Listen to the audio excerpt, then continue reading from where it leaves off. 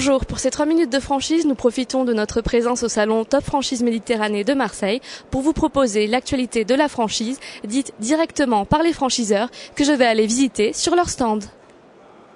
Alors je me trouve sur le stand de la franchise Temporis avec Monsieur Moritel qui est directeur de développement Valoris, le franchiseur de Temporis, qui va nous parler des actualités de sa franchise. Alors les actualités chez Temporis sont assez nombreuses.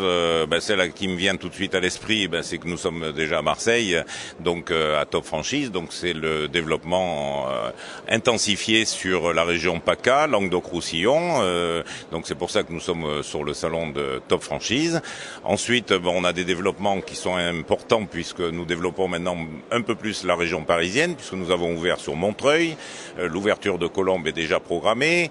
Donc la région parisienne se développe, et puis aussi des nouveaux outils pour nos franchisés, entre autres une CVTech qui n'a pas la prétention d'être légale de Monster, mais qui sera quand même très intéressante.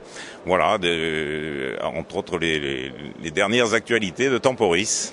Alors nous allons à présent nous tourner vers Monsieur Lachat, qui est le bras droit du fondateur d'Architecture du Bois et qui va nous parler de l'année 2011, qui est l'année de la forêt, et des actions d'Architecture du Bois pour cette année. Bonjour, donc Architecture du Bois a décidé de remplacer les bois exotiques qui réalisent pour l'instant les 3/4 de nos terrasses par des bois locaux, ou en tout cas des bois qui ne viennent plus de la forêt amazonienne. Le Brésil s'est déjà engagé dans cette voie puisque le Brésil a réduit de 50% la déforestation, et nous, pour marquer le coup, nous avons vraiment décidé d'arrêter le bois exotique. Donc nous allons le remplacer par des bois comme du pin, des bois du frêne, de l'acacia, éventuellement du chêne, ou alors un nouveau bois c'est en fait un nouveau traitement qui est l'acoya, qui est un bois traité par acétylation. C'est en fait un traitement au vinaigre qui permet d'avoir une durabilité entre 25 et 50 ans.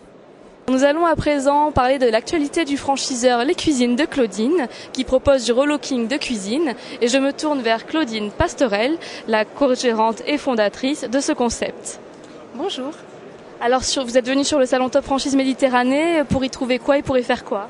Alors pour installer des futurs franchisés sur la région sud-est, bien sûr, et puis afin de parler aussi de notre actualité, c'est-à-dire l'installation donc sur l'île de Bruno Desquiens et l'installation sur Morlaix, donc en Finistère, de Alain Ménez, nos 2 derniers franchisés. Voilà.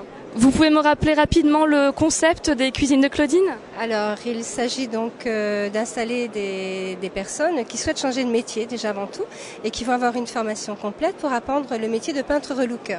C'est-à-dire partir d'une cuisine ancienne qui a 20 ou 30 ans, ne pas la casser, ne pas la jeter, mais la relooker, lui redonner un air moderne, plus sympathique et plus clair à l'aide de peinture et de patine. Donc bien entendu, une formation complète pour tout ça.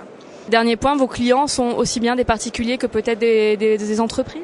Oui, alors les particuliers, c'est le plus gros de la clientèle, mais on travaille également avec des agents immobiliers, par exemple, qui nous mettent en relation pour revaloriser un bien en vue de le revendre, par exemple. Merci à tous de nous avoir suivis pour cette édition spéciale de nos 3 minutes de franchise, et nous vous donnons rendez-vous la semaine prochaine dans nos studios.